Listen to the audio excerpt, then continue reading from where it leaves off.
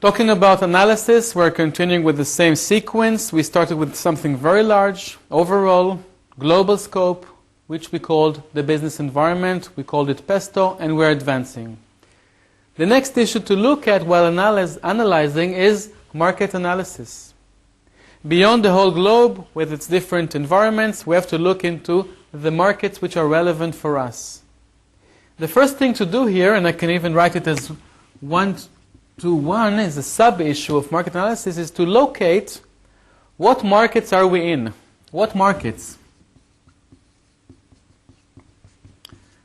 And I'm highlighting this S because we're looking for a definition of what markets are you in. Not in one, in few. If you are again a small restaurant, are you just in the restaurants business or maybe not? I hope not. Because if it's one industry you're in, one market, look how flexible I am. Not very. If you, same small business is in several markets, for example, a small restaurant can be in the delivery market, delivering food. A small restaurant can be in the bar business while having a small bar within the restaurant. The same small restaurant can have maybe small events, as they have a second floor, maybe for 20, 30 people, small events. And they have few markets. If the restaurant doesn't work, they have a bar. If the bar for some reason doesn't work, they have the deliveries. They can deliver home the food. If they want, they can even use this second level, second floor for small events.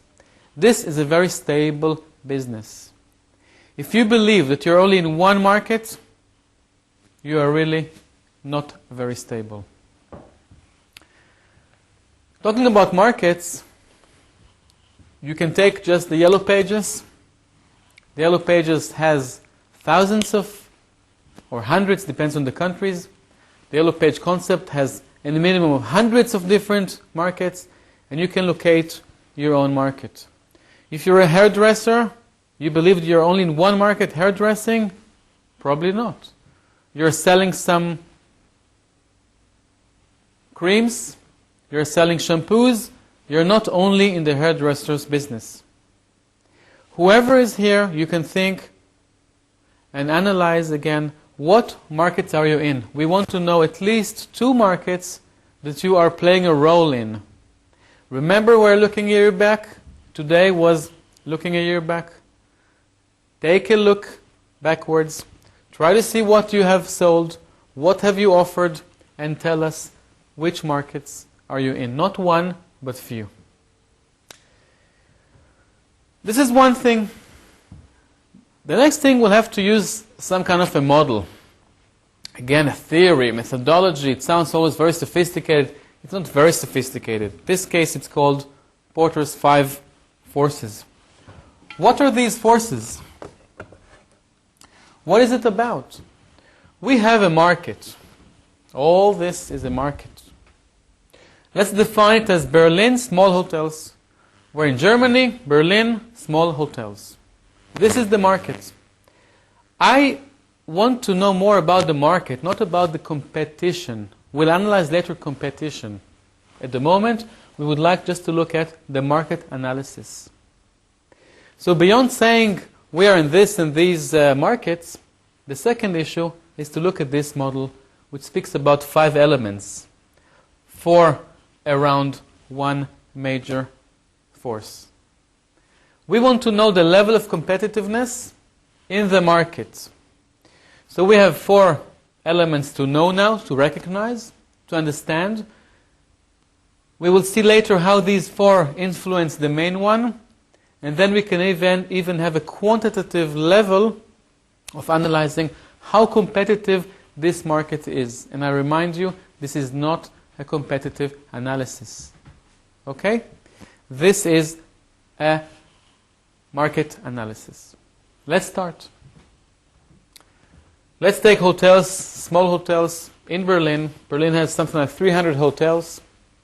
Let's look at barriers of entry and exit. What are barriers of exit or entry to the small hotels market in Berlin? Probably, you might say, as I heard here, yes, the level of investment. I need a financial asset to think about such a possibility? What about the legal issue? I need to have many different licenses to have a hotel in Berlin. Anything else? So mainly, you see, there's a financial barrier, there is a legal barrier, there are probably others. What is the barrier of exit to a market? We have realized just now what are barriers of entry to a new market.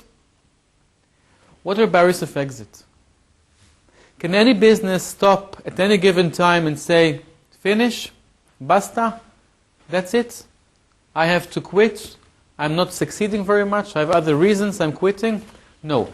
You have to assume your responsibilities. If you're selling a product with a warranty of 4 years, let's say, you have to be there for the client that just bought your product just yesterday, for the next 4 years. Legally, you have to. You cannot always just leave quickly the business. So these are barriers of entry and of exit. And let's take the issue of small hotels in Berlin. Try to give me a grade from 1 to 10. I'm using specifically another color. Do you think this has a very high grade or low grade in Berlin? Let's assume you have been there. I'm telling you there are 300 hotels in the city and around it. What level do you allocate it? From 1 to 10. Let's say you say 7. Okay. You say that 7 out of 10 represents the level of barriers. Now, how do you know? As we do this with experts, we're just trying to assimilate it here in class, just to explain how to use it. In real practice, we will ask an expert from Berlin, hospitality, small hotels, he will tell you the grades. Okay, so these are professionals who are doing that. We need their help, we need their assistance. Let's take another one, for example, number of substitutes. Let's say I'm going to invest in a new hotel in Berlin, in a small hotel, or I want to be a partner, take a stake, to be a stakeholder in a small hotel in Berlin. I want to know how many substitutes there are. Are there many or not? Now, same here.